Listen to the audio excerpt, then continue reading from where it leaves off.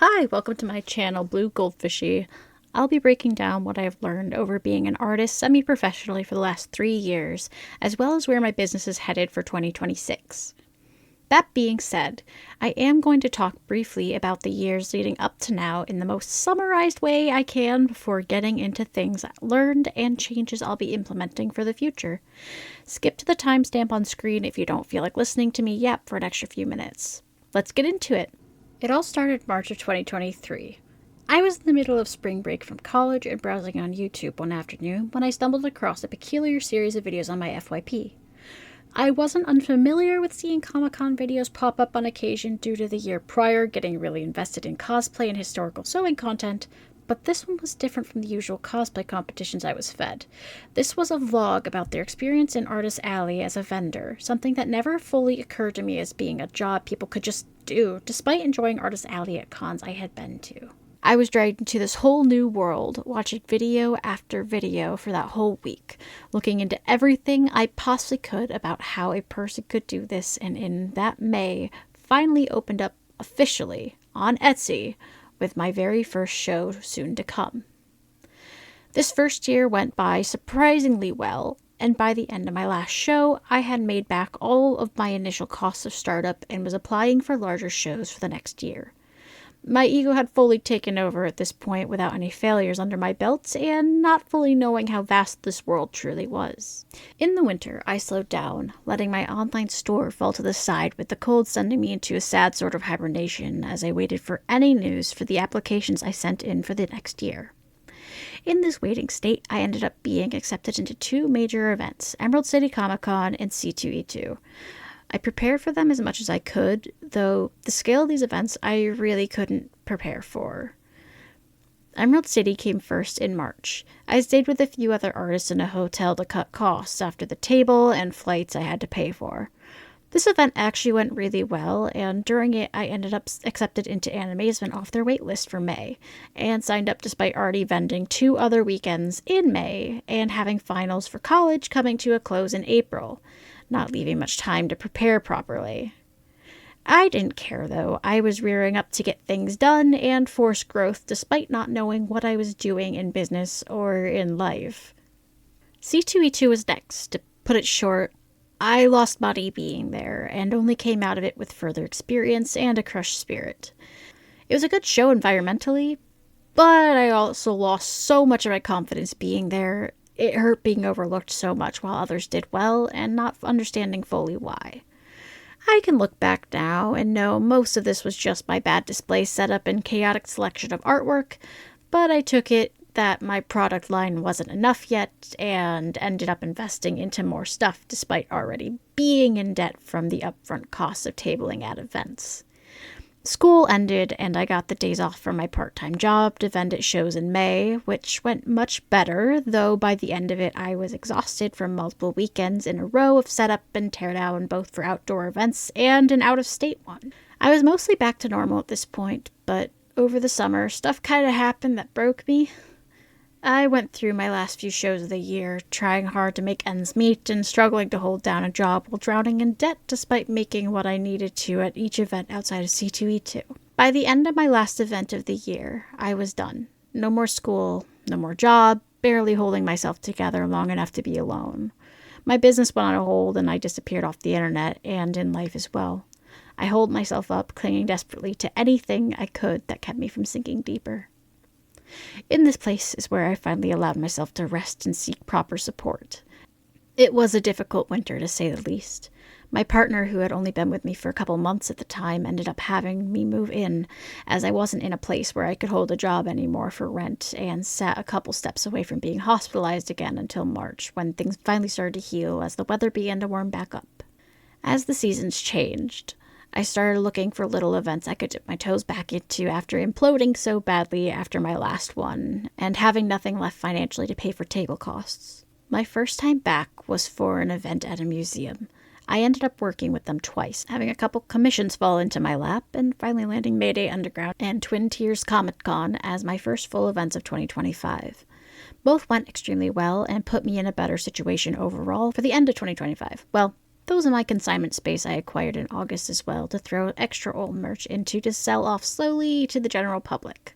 I also started school back up again in the fall, as I am determined to work as an archivist or librarian at some point as a backup plan, but I kinda need a degree for those jobs.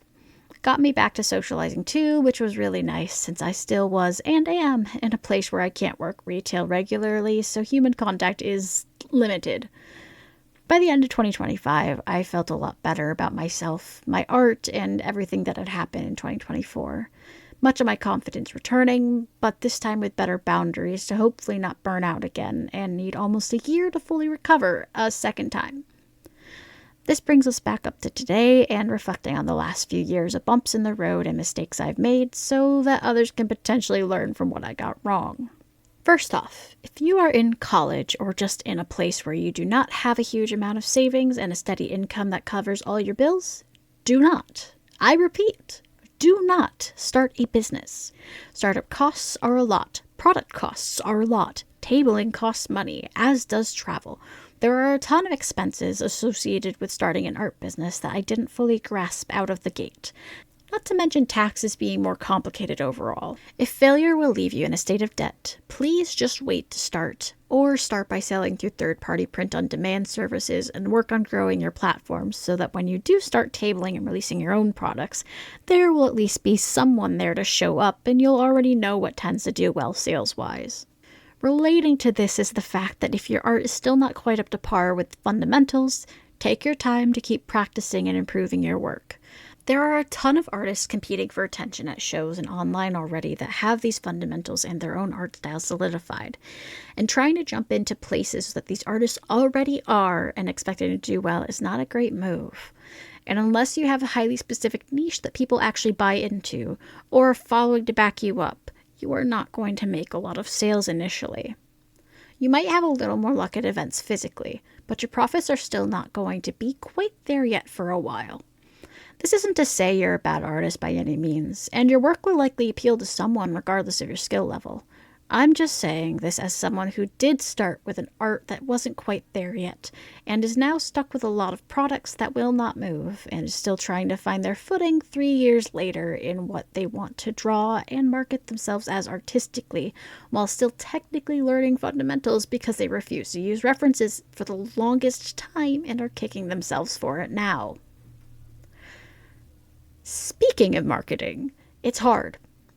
Social media is a beast that is currently on fire right now, regardless of where you are platform-wise, and with it on fire, it makes it all that much harder to get eyes on your work, even if you manage to be consistent with posting. Sometimes you'll get lucky and pop off from one video that goes viral, but other times you will work so hard on one thing only to have it completely buried and feeling awful about it. This is something I can't tell you how to master. I've watched so many videos on algorithms and whatever else, and I just can't grasp it. Nor do I enjoy that part of running my business. I genuinely prefer to crunch numbers than to post on social media every week. Problem with this, though, is that in this day and age, it's a lot harder to be noticed when you don't have social media or aren't actively doing work in the industry so your name is on things. There is no magical grabbing attention thing out there, and even if you got their attention for a minute, a lot of people forget what they just scrolled past in the next 5. I have heard newsletters work great for some people, and I'm in the process of making one for myself, but even that I hate doing. All this to say, there are ways to get by without social media marketing, but it's also the easiest way to market yourself for free, with the only price being your sanity. So now you've heard all this and still want to start your business. Okay, great. There's a lot of steps here as well. All sorts of decisions need to be made, figuring out taxes, selling platforms, products, and what you're even planning to do artistically for it. Nothing about being a business owner is easy. I played the game like an Icarus. I got excited when I had a few successes and proceeded to fly too close to the sun and fell. Hard. I didn't take my start slow. That's a skill within itself to be able to slow down and be patient. I got really focused on big name out-of-state shows, ones that cost a fortune to be at, before I had even nailed down what I sell as a business. Sad to say, but it isn't surprising at all that I found myself in the state I did at the end of 2024. If I could go back and start over, I don't think I would have started when I did. I would have focused on selling online through Etsy first and maybe having a few small shows while I grew my platform. I wouldn't have gone to those big shows with what I know now, even if I am grateful for the learning opportunity they provided to me down the road in reflection. I would have been slower and more deliberate with every move I made starting up, learning that being an artist isn't so much a game of darts like I treated it and more like playing a game of chess.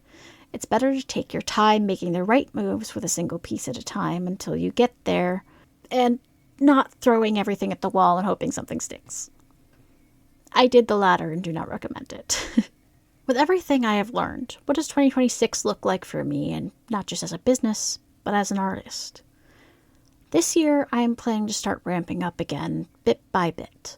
Not like in 2024 with the reckless energy I was bringing to everything, but more cautious, planning further ahead, and choosing shows carefully, ones I can do okay at, especially as I'm going back to school. I am getting rid of all my previous merchandise in one way or another and embracing a new style of art and products. I'll likely be running several small Kickstarters so I can afford new products and know they will sell ahead of time versus just plowing ahead and getting stuck with keychains and whatnot that don't sell as well. I want to improve my artwork further, continuing to learn more of the fundamentals, as well as finding myself stylistically for my products and not just animation and comics. I want to be happy with what I create and not just creating things for the heck of having something new at my table to sell. It's going to be a long journey ahead of me. Even if I do get into some of the shows I applied for, I don't know if I will attend or not yet. It all depends on where I am at and if I feel ready for larger events again. Regardless of these hesitations, I do still have a couple shows lined up already for 2026 and more I'm waiting to hear back from. I have a webcomic I'm releasing in a few weeks or so, once I have a proper backlog for it, and I'm readying myself for the shifts that will be occurring with my setup display over this year. As for social media, I'm planning on focusing more of my efforts here on YouTube this year over all else. I will still be posting on social media, especially Instagram, but it'll be more for fun than anything else. As far as financial stuff goes for me, I am technically a full-time artist now as I can't hold a retail job anymore and still am working on my degree, so my Etsy store and commission work are going to be a big part of my income for this year. I'm really happy to be back and feeling like myself more again, and I'm excited for what this year has in store for me, even if everything is on fire at the moment. For those of you who have made it to the end, thank you. I appreciate you being here, and I am going to be aiming for one video a month this year with a mix between art challenges, storytelling, and media reviews, all within this sort of formatting, so if you liked what you saw here, feel free to leave a like and subscribe to see future content. Okay, that's all for now. Bye.